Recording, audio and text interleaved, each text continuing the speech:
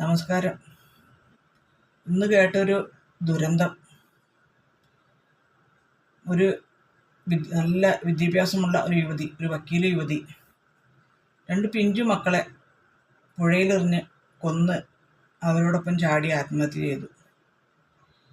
ജീവിതത്തിൽ പ്രശ്നങ്ങളില്ലാത്തവർ വളരെ വിരളമാണ്. പ്രശ്നങ്ങളെ അതിജീവിക്കാൻ കഴിയുന്നതാണ് ഏറ്റവും വലിയ ഭാഗ്യം, മിടുക്ക്.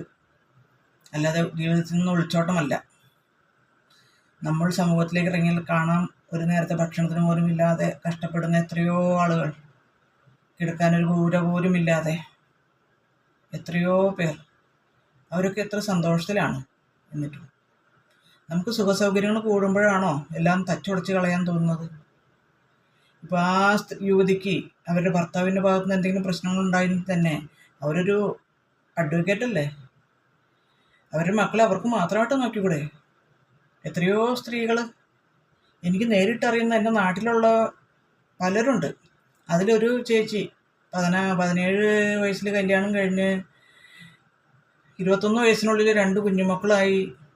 അതും ഇളയ കുട്ടിയെ പ്രസവിച്ച് 28 ആവുന്നതിന് മുമ്പ് അവരുടെ സ്നേഹസമ്പന്നനായ ഭർത്താവ് ഒരു അപകടത്തിൽ മരിച്ചു.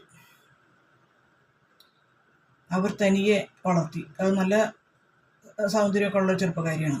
വേണമെങ്കിൽ അവർക്ക് 2ാമത് കല്യാണം കഴിക്കായിരുന്നു. പക്ഷേ അവർ കൂലിപ്പണിയെടുത്ത് ആ 2 മക്കളെയും വളർത്തി. അവരിപ്പോൾ വലുതായി, കല്യാണം കഴിഞ്ഞ് കുട്ടികളായി. എന്നെക്കാൾ മൂത്തൊരു ചേച്ചിയാണ്.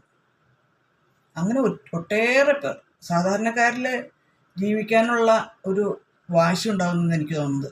കഷ്ടപ്പാടുകൾ വരുമ്പോൾ, ജീവിക്കാൻ സാമ്പത്തികവും മറ്റു സൗകര്യങ്ങളും കൂടുമ്പോൾ ജീവിതം വലിച്ചെറിയുന്നവർ, അവർക്ക് വേണ്ടെങ്കിൽ അവർ പോയി മരിക്കട്ടെ.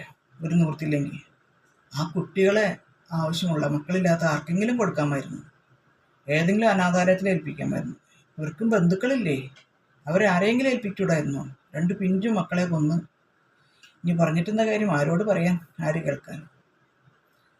നമുക്ക് കിട്ടിയ ജീവിതം അത് വളരെ വിലപ്പെട്ടതാണ്.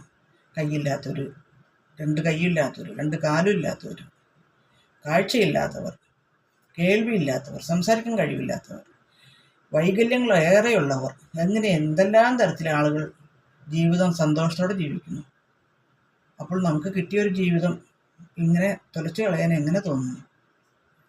നമ്മൾ നോക്കിയാൽ നമുക്ക് ജീവിക്കാനുള്ള അവസരങ്ങൾ നമ്മുടെ മുമ്പിൽ തന്നെ ഉണ്ട്. പക്ഷെ ആരും നോക്കുന്നില്ല.